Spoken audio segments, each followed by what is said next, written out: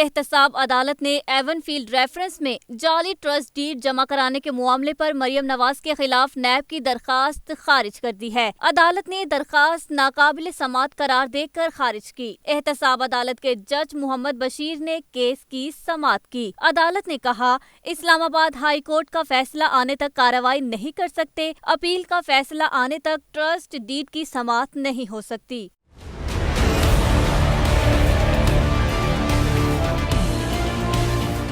احتساب عدالت پہنچنے کے بعد میڈیا سے گفتگو میں مریم نواز کا کہنا تھا کہ ملک میں آزادی اظہار معطل ہو چکا ہے۔ ہم سے متعدد بار رابطہ کیا گیا لیکن ہم نے بات نہیں کی۔ میں اور میاں صاحب بات چیت کے لوازمات پورے نہیں کر سکتے۔ بات چیت کے لیے اصولوں کی قربانی دینا پڑتی ہے اور اصولوں کی قربانی دینے کے لیے ہم تیار نہیں۔ مریم نواز نے کہا کہ پارٹی کی مشاورت سے سڑکوں پر نکلیں گے، پاکستان کے آئین اور قانون کے مطابق چلیں گے۔ میں تو حکومت کو 5 سال دینے کو تیار ہوں لیکن عوام نہیں۔